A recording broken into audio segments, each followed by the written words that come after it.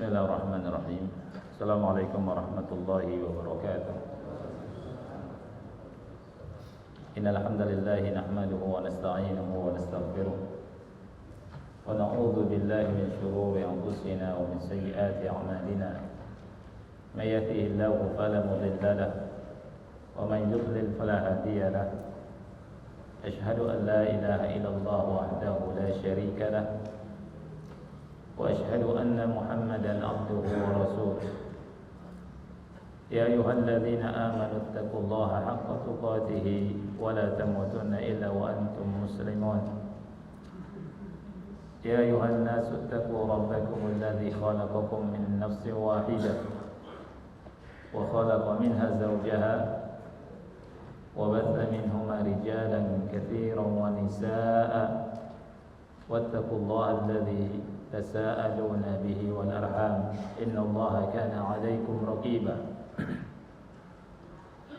يا أيها الذين آمنوا اتقوا الله وقولوا قولا سديدا يصلح لكم أعمالكم ويغفر لكم ذنوبكم ومن يطع الله ورسوله فقد فاز فوزا عظيما أما بعد فإن أصدق الحديث كتاب الله وخير الهدي هدي محمد صلى الله عليه وعلى آله وسلم وشر الأمور محدثاتها فإن كل محدثة بدعة وكل بدعة ضلالة وكل ضلالة في النار. Ikhwani wa akhwati fillah rahimani wa rahimakumullah. Pada kesempatan yang mulia ini kita akan melanjutkan pembahasan tentang faedah-faedah yang bisa kita ambil dari kisah Nabi Musa alaihi salam dengan Nabi Khidir alaihi assalam. Para ulama menyebutkan faedahnya sangat banyak sekali, ada puluhan lebih. Sampai puluhan maksud saya. Di antara yang akan kita bahas adalah beberapa faedah yang insyaallah ana pilihkan, yang ana anggap penting untuk pengingat kita dan penggugah kita supaya lebih semangat lagi dalam talabul ilm. Kemarin kita faedah sampai nomor berapa, ikhwan? 4. Ya, Anda loncat-loncat ya. Faedah berikutnya, fadlur rihlati fi talabil ilm. Sudah ditanya tentang ilmu. Baik. Betul. Faedah berikutnya, fadlur rihlati fi talabil ilm faqad rahala ilaihi al-anbiya'u wal mursalun. Hadis yang kita sudah baca kemarin menunjukkan tentang keutamaan melakukan rihlah, perjalanan dalam menuntut ilmu. Dan ini telah dicontohkan oleh para nabi dan rasul. Para nabi dan rasul melakukan safar, rihlah, dalam rangka menuntut ilmu. Dan ikhwan yang Allah muliakan, melakukan safar dalam menuntut ilmu ini merupakan aktivitas yang indah, yang sangat menyenangkan. Walaupun mungkin banyak yang kita keluarkan dari pikiran, tenaga, waktu, biaya enggak sedikit ya, untuk mendapatkan ilmu. Dan ini dilakukan oleh para nabi dan rasul. Dan antum lihat di sini Nabi Musa alaihissalam melakukannya, melakukan rihlah talabul ilmi. Beliau mengadakan perjalanan yang begitu panjang. Dan di hadis yang kita baca, beliau jalan sampai berhari-hari. Ya. Oleh karena itu kita sebagai hamba Allah Subhanahu wa taala yang ingin Allah angkat derajat kita, dan kita pun ingin mendapatkan pahala serta surga, di mana Rasul kita sallallahu alaihi wasallam bersabda, "Man salaka tariqan yaltamisu fihi ilman, sahalallahu lahu bihi tariqan ilal jannah." Barang siapa yang berjalan di jalan dan merangka menuntut ilmu, Allah mudahkan jalannya ke surga. Jadi keutamaan safar, fadl rihlah, keutamaan mengadakan rihlah. Ya, orang yang mengadakan rihlah nanti dia akan dirihlahi. Orang yang melakukan rihlah dalam talabul ilmi, dia pun akan dicari, kata ulama. Ini merupakan hal yang sangat indah dan menyenangkan. Walaupun tadi ikhwanya Allah ya kan mungkin biaya habis banyak dalam menuntut ilmu, tapi dibandingkan dengan ilmu yang didapat tidak ada apa-apanya. Karena ilmu yang didapat ini lebih baik daripada dunia beserta isinya. Apalagi ilmu tentang Al-Quran dan Sunnah Rasul Sallallahu Alaihi Wasallam, ilmu tentang agama Islam. Dan hadis yang tadi anda baca, "Man salaka tariqan yaltamisu fihi ilman, sahalallahu lahu bihi tariqan ilal jannah." Barang siapa yang berjalan di sebuah jalan dalam rangka menuntut ilmu, Allah mudahkan ke surga. Jalan ke surga. Ya. Dan itu dilakukan sekali lagi oleh para nabi dan rasul, dilakukan oleh para sahabat, dilakukan juga oleh tabi'in dan atba'ut tabi'in. Anda bisa lihat perjalanan Imam Ahmad melakukan safar dari satu negeri ke negeri yang lain. Sebelumnya Imam Syafi'i, dan begitulah para ulama melakukan rihlah sampai sekarang. Para ulama itu melakukan rihlah. Oleh karena itu, seandainya ada kajian ilmu yang tidak butuh rihlah, lebih nikmat lagi, karena sudah ada di dekat kita. Ya. Di masa sekarang lebih mudah lagi, masya Allah, ikhwan. Orang tinggal buka ya, internet, masyayikh sudah kelihatan. Kemudian kajian-kajian banyak, tinggal ditonton, tapi tonton yang bermanfaat maksud saya ya. Kemudian diambil faedahnya, masya Allah. Masyayikh, kajian asatidzah itu sangat mudah diakses di masa sekarang ini. Oleh karena itu, kalau kita masih belum tahu ilmu, berarti yang malas ya Pak, kita. Sudah banyak, masya Allah. Dari guru-guru kita nggak sempat ngaji, maksud tinggal buka. Tapi sekali lagi, duduk di masjid ya, itu berbeda jauh dengan kita duduk di rumah, kemudian kita belajar sendiri.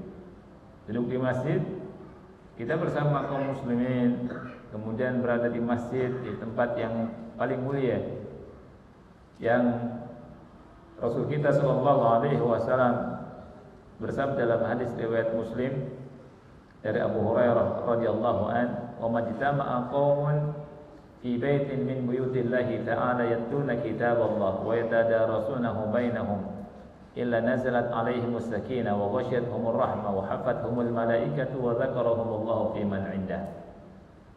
Tidaklah suatu kaum berkumpul dalam satu rumah Allah, membaca kitab Allah, mempelajarinya sesama mereka, melainkan akan turun kepada mereka ketenangan. Mereka diliputi rahmat, dikelilingi para malaikat, dan disebut-sebut oleh Allah Subhanahu wa taala di depan para malaikat. Ini yang duduk di bait min buyutillahi ta'ala. Jadi selagi ada kajian di dekat rumah kita, ya mungkin setengah jam atau 15 menit, ya bisa dengan jalan kaki, bisa dengan naik motor, bisa naik mobil, Yang kita butuh ilmu itu. Kita segera duduk.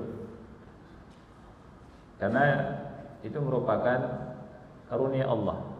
Ilmu tentang Quran. Qul bi fadlillahi wa bi rahmatihi fa bidzalika falyafrahu huwa khairun mimma yajma'un. Katakanlah, dengan karunia Allah dan rahmatnya, dengan itu semua kata Allah, falyafrahu, hendaknya mereka senang, bahagia, bangga. Huwa khairum mimma yajma'un, itu lebih baik daripada apa yang mereka kumpulkan dari harta dunia. Nah, di sini kita mendapat pelajaran dari Nabi Musa. Musa mengatakan apa? Safar. Ini ada keutamaannya. Mengadakan safar ada keutamaannya. Antum safar ke sebuah kota yang di situ ada ilmu yang antum belum tahu, datang, walaupun menghabiskan biaya sekarang naik pesawat atau nanti kita nginep di hotelnya untuk makannya dan seterusnya, semua akan diganti sama Allah. Dan itu semua akan hilang dengan kita dapatkan ilmu. Ilmu itu akan melapangkan hati selapang-lapangnya, indah. Dan banyak sekali keutamaannya. Jadilah penuntut ilmu sejati. Ya. Ada yang penggemar, pencinta dengan penuntut ilmu sejati. Ya. Kalau penuntut ilmu sejati itu betul-betul dia semangat di majelis, perhatian, kemudian dia catat fawaidnya. Nah, adapun penggemar cuma gemar saja, senang sama ilmu. Ya, dia senang gitu. Cuma nyebarkan pamfletnya saja atau flyer saja, selesai. Cukup. Ada flyer disebarkan. Oh, ada kajian, iya, bisa hadir enggak? Anda sibuk, Masya Allah. Kalau biasanya alasannya ikhwan itu, afwan akhi, ana ada urusan. Ya. A-U. Afwan akhi, ana ada urusan. Kalau akhwat ke akhwat, A-U. Afwan ukhti, ana ada urusan. Iya tidak? Tapi kalau arisan, pulau banyak. Kalau pergi ke mall, kalau pergi makan-makan, Masya Allah, semangat. Mungkin yang paling semangat dia, ayo berangkat gitu. Pergi pagi pulang malam. Ikhwan yang Allah muliakan, kita hidup di dunia sebentar. Kalau ingin diangkat derajat oleh Allah, semangat menuntut ilmu agama. Nah, lihat, Nabi Musa menghabiskan waktu, tenaga. Nanti bisa lihat dari kehilangan ikan, berjalan sehari semalam kan. Mau makan, balik lagi, baru ketemu Nabi Khidir. Perjalanan yang sangat melelahkan. Mengadakan rihlah, talabul ilmi begitu sangat melelahkan. Dan untuk ilmu sangat melelahkan, akhi. Kita baca lelah tidak? Baca itu lelah, tapi nikmat. Berjalan, kemudian persiapkan biaya, keluarkan biaya dan seterusnya untuk talabul ilmi, nikmat. Ya, untuk Allah sangat nikmat. Nah, faedah berikutnya istihbabu ta'allumil alimi mimman huwa a'lamu minhu li'anna al-ilma bahrun la sahila lahu. Istihbabu ta'allumil alim, disunahkan atau dicintai seorang yang berilmu untuk belajar dari orang yang dia lebih berilmu darinya. Maksudnya apa? Dari orang yang kurang ilmunya dari dia.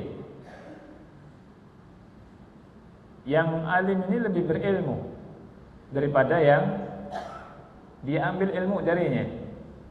Saya tanya ya ikhwan, Nabi Musa dengan Nabi Khidir, siapa yang lebih utama? Nabi Musa. Apa alasannya? Ahsan. Nabi Musa termasuk ulul azm. Dan yang termasuk ulul azmi cuma 5 nabi, 5 rasul. Nabi Nuh, Nabi Ibrahim, Nabi Musa, Nabi Isa, dan Nabi Muhammad sallallahu alaihi wasallam. Lebih berilmu, lebih utama derajatnya. Tapi Nabi Musa malu tidak belajar dari orang yang derajatnya di bawah Nabi Musa alaihissalam. Tidak. Mimman huwa a'lamu minhu, yang dia lebih berilmu padahal.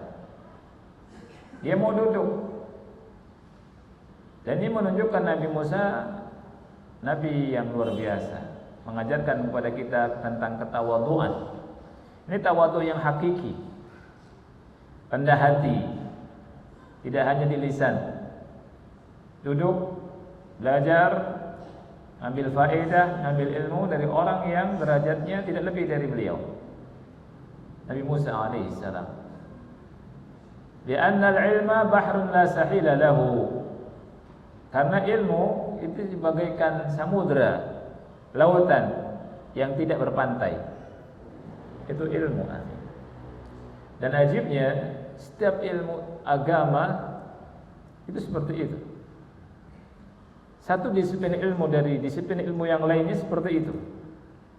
Anda pernah duduk belajar di ma'had sama kawan-kawan, ya, Anda ngajar di Minhajus Sunnah, juga duduk bersama ikhwah, Anda ikutan belajar di kelas bersama Ustadz, ya, Ustadz mengajarkan mustalah hadis, Ustadz Abdul Hakim Abdan, hafizahullah ta'ala. Itu beda ketika belajar umum seperti ini, ya. Dan beliau berkata seperti itu, bahwa satu disiplin ilmu dari ilmu-ilmu Islam yang ada ini luas sekali, bagaikan samudra yang tidak bertepi dan tidak tahu dasarnya di mana. Subhanallah. Ya. Anda pernah mendalami ilmu tajwid, dan itu sangat luas sekali, sangat-sangat luas. Padahal ilmu yang orang bilang ini ilmu simple, sangat mudah, tetapi ketika kita masuk, itu Allah bukakan ilmu tersebut sangat luas sekali. Subhanallah. Okay. Dan ketika kita belajar, terus belajar, kita akan semakin merasa kita nggak punya ilmu. Dan itu sahih. Ya, semakin kita merasa tidak punya ilmu, karena ilmu sangat luas sekali. Antum belajar ilmu, antum sebutkan ilmu apa saja?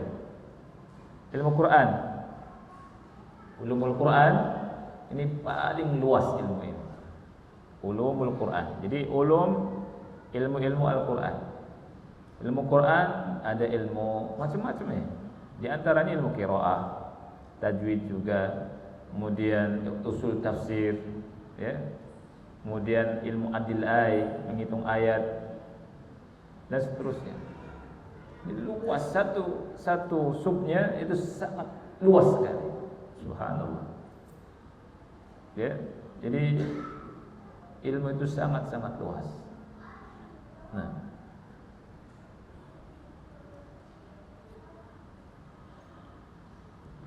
jadi disunahkan kita apa?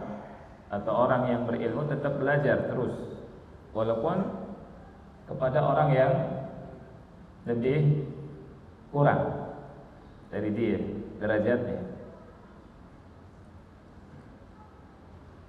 Yang ke-6, masyru'iyatu khidmati ahli al-fadl wal ilm.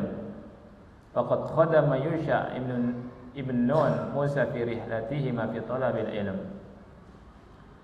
Disyariatkannya berkhidmah kepada ahlul ilm, ahlul fadl, berkhidmah kepada ulama sebagaimana Yusha' bin Nun berkhidmah kepada Musa alaihi salam ketika keduanya melakukan rihlah untuk menuntut ilmu, berkhidmah kepada orang yang berilmu. Ini disyariatkan,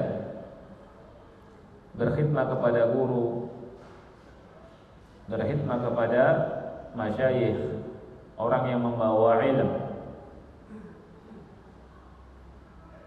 Dan ini disyariatkan.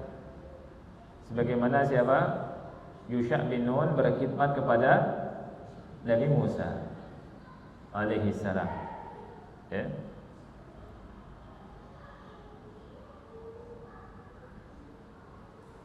Berikutnya,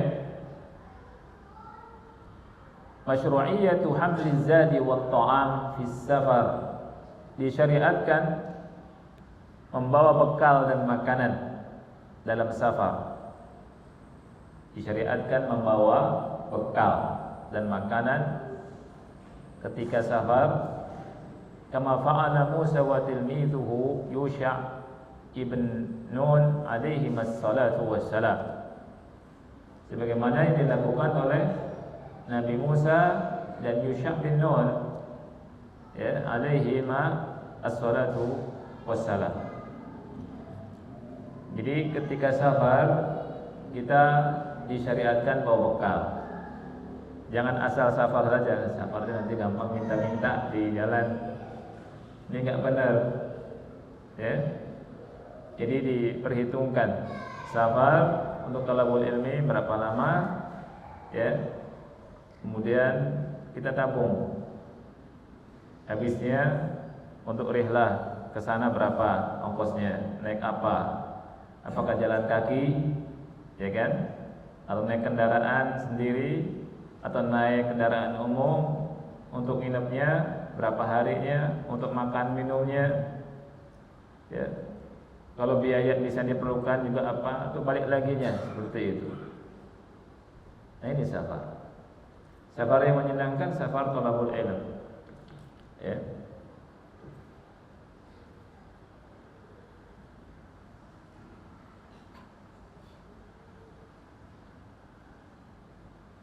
Bagi yang sudah punya waktu leluasa, bisa melakukan itu. Ya, misalkan di antara kita, misalkan ambil di hari cuti, ya kan?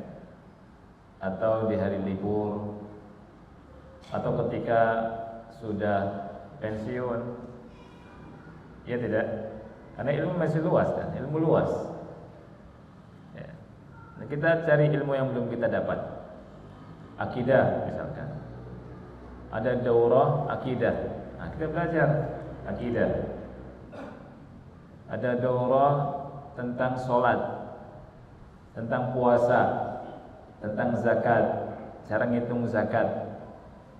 Anda yakin, saya yakinnya banyak di antara kita belum paham tentang zakat, ngitung zakat, distribusinya kepada siapa. Dan di sini banyak kekeliruan, ikhwan, subhanallah. Banyak sekali. Ya. Kemudian badan-badan ambil zakat juga sebagiannya cuma badan, tapi tidak ada yang ahli dalam syariat zakatnya. Itu ada. Ya. Kemudian misalkan tentang haji, tentang umrah. Yang penting fikih ibadah dulu kita kuasai. Fikih ibadah, karena fikih ibadah ini haknya siapa? Hak Allah. Dia ada fikih ibadah, ada fikih muamalah. Ini harus kita paham. Fikih itu ada fikih ibadah, ada fikih muamalah. Jangan keliru, ikhwan. Sebagian kita ngejar fikih muamalah dulu.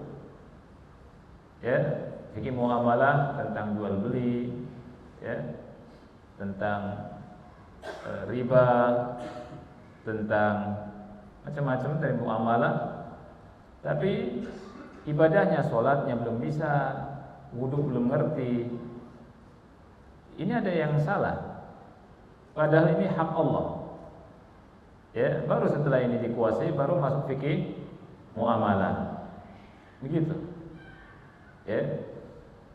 Jangan ngejar fikih muamalah tapi tauhid enggak ngerti. Salat enggak paham. Zakat enggak paham, puasa enggak paham, haji enggak paham. Tapi Masya Allah masalah muamalah paham. Ini ada sesuatu. Bisa jadi salah niat dalam talabul ilmi untuk ngejar dunia. Karena di sini banyak dunianya. Ya. Banyak orang yang enggak paham tata cara wudu dan seterusnya. Selesai paham, masuk ke fikih muamalah. Fikih muamalah itu gampang. Mudah. Ya. Dan fikih muamalah mudah insyaallah. Dan kita ngaji Umdatul Ahkam akan nyampe ke situ. Terus ya. Dan fikih muamalah, masalah jual beli, masalah warisan terus dan seterusnya. Ini ilmu yang umum dipelajari di pesantren. Ilmu yang banyak gitu. Ya. Bukan eksklusif, bukan. Ada sebagian kita subhanallah ya sudah komersil masalah ini. Nanti konsultasi ya pakai durasi sekian bayar. Ya. Nah, ini. Padahal ilmu ini kalau antum terus belajar akan dapat. Ini ilmu yang umum dan banyak dipahami, dipelajari di pesantren-pesantren dan di buku banyak. Ya. Jadi ilmu fikih luas sekali. Dari awal sampai akhirnya. Nah.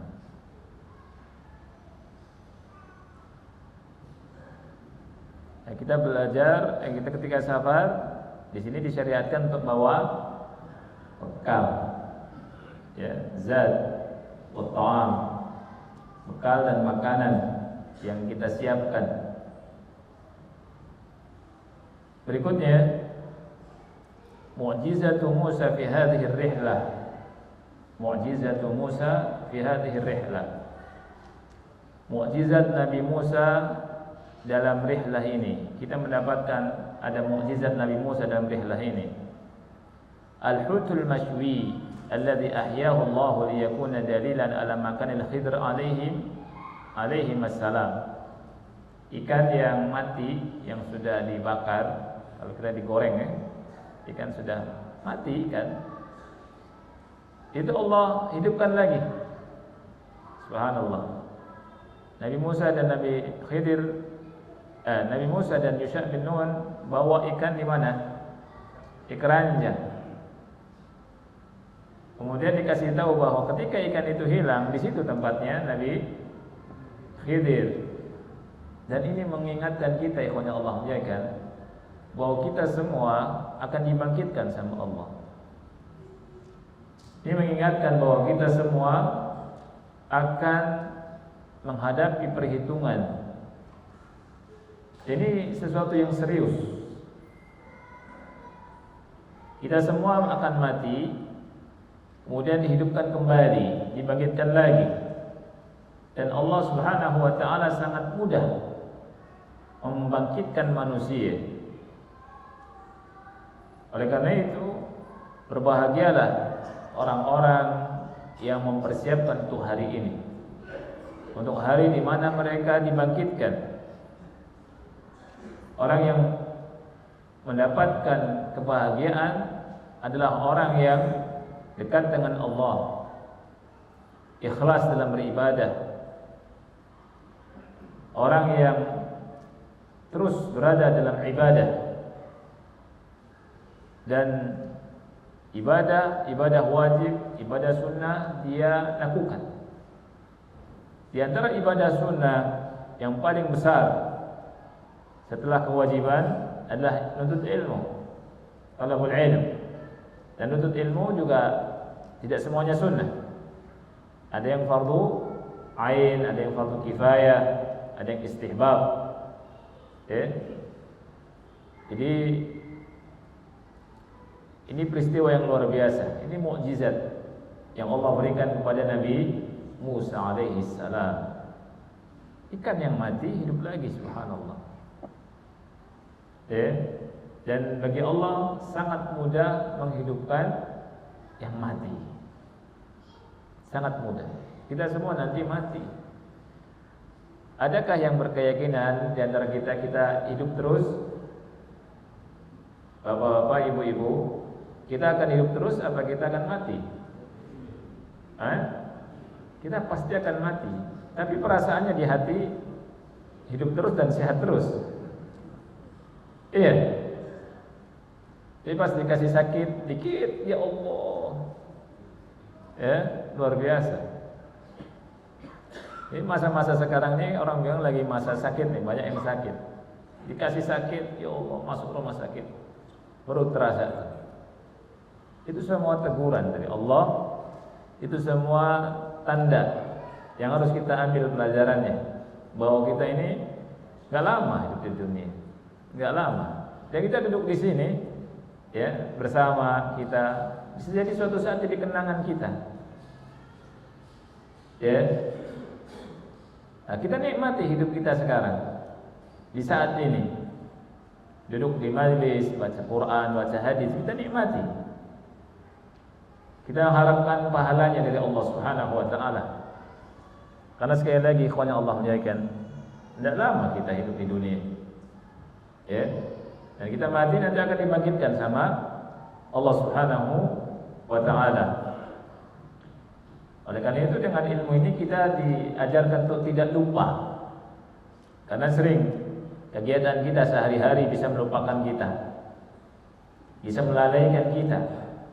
Kita berjalan, kita beraktivitas di dunia, lupa akan Allah Subhanahu wa taala, lupa kewajiban. Dan kita harus selalu saling mengingatkan bahwa ada yang paling penting dalam kehidupan ini dan nanti, yakni kita kehidupannya hakiki itu di akhirat.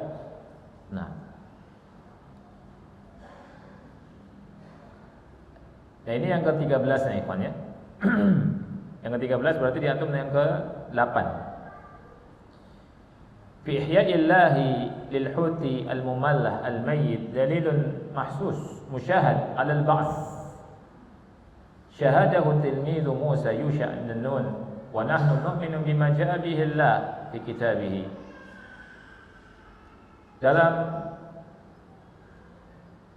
penghidupan Allah terhadap ikan yang sudah mati itu merupakan dalil yang bisa kita saksikan akan adanya hari berbangkit, dan ini disaksikan oleh muridnya Nabi Musa, yakni Yusha' bin Nun. Dan kita semua beriman dengan apa yang Allah firmankan dalam Al-Quranul Karim.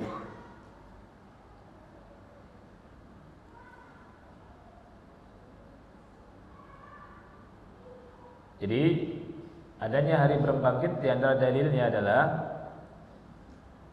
Allah menghidupkan ikan yang sudah mati yang disaksikan oleh Yusha' bin Nun. Nah, artinya kita nanti mati, ya. Habis itu kita dibangkitkan kembali. Ini keyakinan yang didakwahkan oleh Nabi Muhammad Sallallahu Alaihi Wasallam yang ditentang oleh kufar Quraisy waktu itu. Siapa yang bisa man yuhil idhama wa hiya ramim? Siapa yang bisa membangkitkan yang sudah menjadi tulang-tulang ini, ya kan? Nah, keyakinan ini juga keyakinannya orang komunis, ya. Orang komunis tidak meyakini bahwa Allah menghidupkan. Mereka enggak meyakini adanya Allah, dan mereka cuma berkeyakinan bahwa kita itu keluar dari rahim, kemudian masuk ke tanah, selesai sudah. Enggak ada hari berbangkit. Surga neraka cuma khayal, kata mereka. Wal'iyadu billah.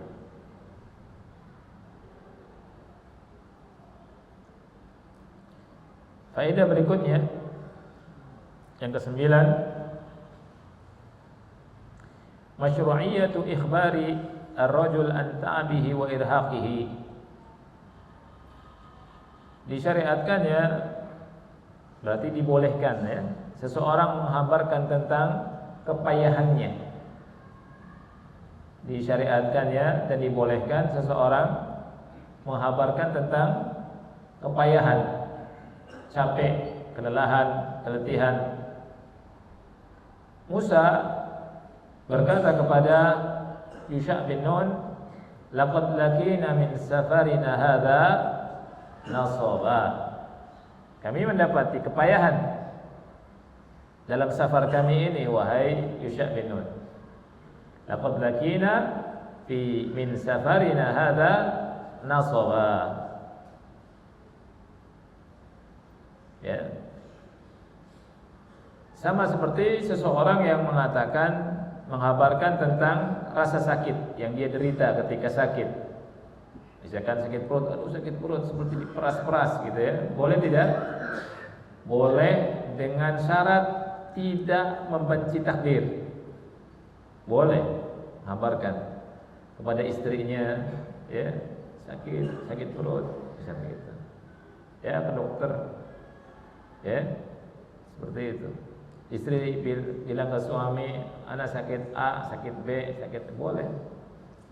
Ya. Suaminya sabar. Ya. Jangan sakit puluh ente. Jangan. Jadi menghabarkan capek, letih, boleh tidak? Boleh. Kita sabar. Nabi Musa nabi yang kuat, ikhwan. Nabi yang kuat. Nabi yang luar biasa. Buktinya nonjok orang langsung mati. Ya kan? Tapi ketika mengadakan safar, dia capek. Dan beliau mengatakan, laqad laqina min safarina hadza nasaba. Laqad laqina min safarina hadza nasaba. Kita menghadapi nasab, capek kita safar ini. Itu boleh. Tapi tidak mengeluh. Ya, beda ya antara menghabarkan saja, memberitakan dengan ngeluh. Harus dibedakan. Kalau mengabarkan boleh, tapi ngeluh tidak boleh. Kalau ngeluh karena melawan takdir. Ya. Apalagi kalau sudah dikatakan lau, seandainya, jika, itu sudah nggak boleh itu. Ya, misalkan antum milih jalan A, nggak milih jalan B, kemudian ternyata macet. Kalau sekiranya kita ngambil jalan sebelah situ tuh, gitu ya, ya nggak usah lau, karena kata Rasul, lau itu apa? Membuka pintu syaitan, amal syaitan. Lau itu sudah, jalani sudah, terima. Tapi kalau bilang capek, ya capek nih, ya nggak apa-apa, kasih tahu capek. Yang tidak boleh itu mengeluh, ya. Tapi ini berkata nih, awas ya. Ya. Nah, azan nih, Pak. Sudah masuk Isya belum? Sudah. Ya, kita azan dulu, nanti kita lanjutkan, insyaallah. Insyaallah. Wassallallahu ala nabiyina Muhammad wa ala alihi wa sahbihi wa baraka wa sallam.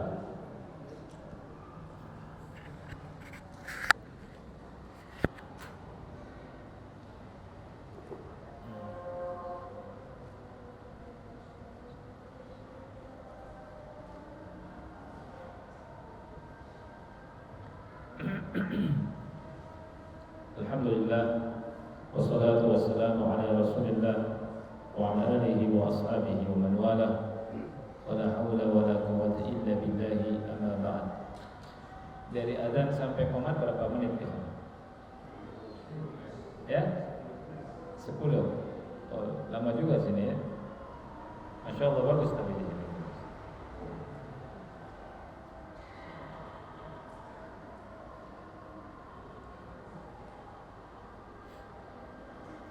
Kita lanjutkan ya.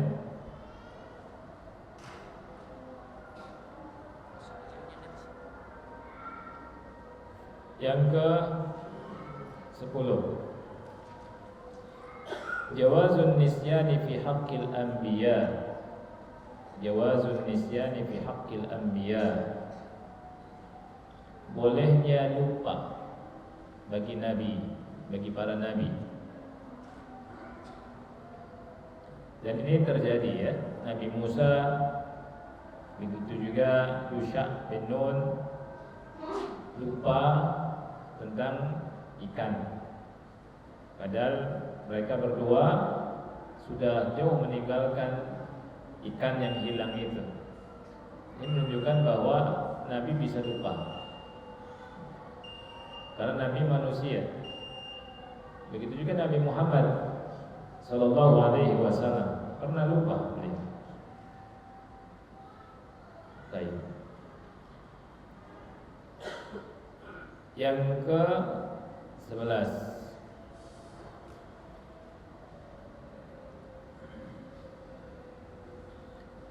Yadharu sabru al-muallimi ala tilmidhihi fi mawqifi Musa. Nah,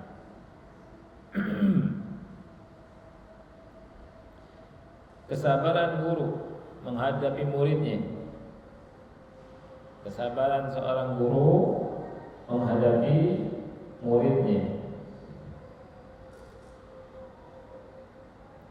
Bisa juga kita ambil pelajaran kesabaran seseorang menghadapi kawannya ketika sabar. Jadi di sini seorang guru menghadapi muridnya ketika sabar. Di mana Nabi Musa alaihi salam sudah melewati tempat yang sangat jauh. Ya, sudah perjalanan itu sehari semalam. Sehari semalam. Ya. Muridnya lupa Yusha bin Nun akan masalah ikannya. Dan Nabi Musa tidak marah, subhanallah. Padahal lagi keadaan yang sangat capek. Ya, ini menunjukkan Musa sabar tidak, ikhwan? Sabar. Antum sabar enggak? Kita susah sabar. Ngomong gampang ya. Makanya kita berusaha untuk sabar. Anda bisa bayangkan sudah melewati sehari semalam jalan kaki, Allahu Akbar. Ya, atina wada'ana, kemarikan makanan kami itu. Kita makan. Laqad lakina min safarina hadza nasaba. Kita dah capek nih, bayar mana? Baru kasih tahu, hilang di sana. Ya. Coba kalau antum udah sehari semalam jalan capek, ya dimarahin habis itu. Goblok, bego, tolong, nggak keluar kali itu ya. Tapi Musa nggak ada itu. Subhanallah. Memang para nabi pilihan seperti itu. Sabar, ya. Apalagi muridnya, ya kan? Sabarnya minta ampun. Ada yang bisa sabar seperti Musa. Ya Allah, luar biasa sabarnya. Ya kan? Kita lupa sesuatu sama istri saja, marah-marah. Apalagi sama orang lain. Iya. Istri sama kita lupa, masya Allah, nggak dikasih antum. Marah-marah juga. Ya. Nah, kita belajar ini supaya kita bisa sabar. Dan orang yang sabar itu masya Allah, akhi, pahalanya besar. Innama yuwaffas sabiruna ajrahum bighairi hisab. Ya. Innama yuwaffas sabiruna ajrahum bighairi hisab. Pahala orang yang sabar itu akan disempurnakan oleh Allah tanpa hisab. Karena sabar. Luar biasa. Sabarnya Nabi Musa.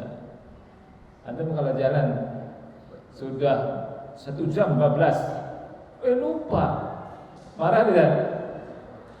Udah 1 jam, padahal baru 1 jam dah. Belum sehari semalam kan? Udah sekian kilometer lagi naik mobil, ada yang ketinggalan. Dasar bego ente. Iya, udah bayar tol. Masa balik lagi? Ah, gitu.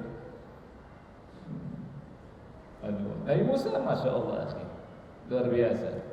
Membandingkan dengan Nabi Musa, luar biasa Nabi Musa alaihissalam. Ini pelajaran buat kita semua, ya. Nah, orang yang melakukan umroh dan haji juga, Allah ya akhi, luar biasa ujian. Ya, makanya bagi ikhwah dan akhwat dan kaum muslimin yang ingin menaikkan ibadah haji dan umroh, perbaiki dulu niat, perbaiki hati. Karena safar haji dan umroh beda dengan safar ke Eropa, akhi. Safar bersenang-senang, niat ibadah. Hotel kadang full, ya kan? Dan hotel bintang 5 di sana dengan bintang 5 di sini beda, akhi. Ya kan? Ya Allah, banyak orang yang enggak ngerti. Antum ingat Nabi Muhammad itu jalan dari Madinah ke Mekah sepekan lebih, sepekan lah, untuk ibadah. Kita naik bus, naik kereta cepat, pesawat, antum lagi ya Allah, bisa tidur lagi. Subhanallah. Belum bisa masuk, baru sejam 2 jam, brengsek nih. Diomelin. Mutawifnya habis. Padahal mutawif nemenin akhir. Ya kan? Masuk ke kamar nunggu lama, ya. Ada tai cicak dikit, yo ngomel lagi. Ya Allah ya Rabbi, mau umroh atau mau ngomelin orang? Banyak yang begitu. Ada yang begitu. Ya. Harus diperhatikan. Ya. Jadi ketika kita umroh, ketika travel dari sisi teknis itu bagus, ya sabari. Tapi kalau sengaja ada travel yang nipu, nah itu baru lain soal, ya tidak? Lain soal. Nah itu harus sabar. Nah sebagian kita juga enggak perhatian, maunya murah, tapi fasilitasnya masya Allah. Nah itu. Oh itu harus banyak yang diperbaiki itu. Masalah travelan tuh, masalah haji umrah harus banyak diperbaiki. Perbaiki orang-orang yang mau berangkatnya, hatinya diperbaiki, niatnya diperbaiki, juga travelnya diperbaiki, banyak yang harus diperbaiki. Nah, tapi ketika kita menghadapi sesuatu, ingat para nabi dan rasul sabar tidak? Sabar. Makanya beda kualitas kita di hadapan Allah dengan kualitas para nabi dan rasul, para sahabat, orang-orang soleh, beda kualitasnya. Beda akhi. Beda tidak antara orang yang sabar dengan orang yang ngomel mulu. Beda. Di hadapan Allah beda kualitasnya. Sangat beda derajatnya. Ini yang harus diperhatikan oleh kita. Kita ingin menjadi orang-orang yang dekat dengan Allah, diangkat derajat. Nah, ada yang penting sekali, faedah sangat banyak sekali. Tapi yang ada dahulukan yang nomor 34 di sini, ya, atau 43, iya. Karena ini banyak ditanyakan, boleh nggak kita nabung? Boleh nggak kita apa? Nabung. Ya, ini penting. Di sini ada faedah, ikhfa'ur rajul as-salih lil mal yadullu ala jawazi kanzil mal wa tawfirihi. Wa hadha fi haqqi ayyi muslim bi syarat an yu'addi zakata malihi. Orang yang soleh, orang soleh itu menyembunyikan hartanya. Ini menunjukkan bolehnya menabung. Bolehnya apa? Menyimpan harta. Bolehnya menyimpan harta. Ini diambil dari apa coba? Perjalanan Nabi Musa dan Khidir yang merenovasi dinding yang mau jatuh. Wa ammal jidaru, kata Allah. Adapun jidar, adapun dinding itu punya siapa? Punya 2 anak yatim. Ya, wa kana abuhuma salihah. bapak dari keduanya saleh. Dan di bawah dinding tersebut ada apa? Harta, kanzul lahuma. Ya. Ada harta. Ini menunjukkan, kata ulama, boleh menyimpan harta.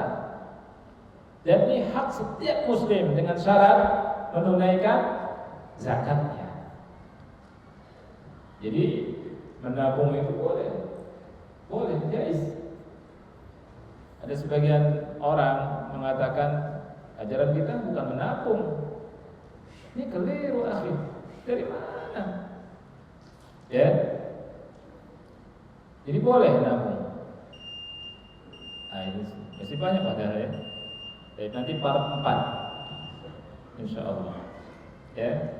Jadi ikhwan yang Allah muliakan, saya kira cukup sampai sini. Kalau ada pertanyaan nanti boleh ditulis ya.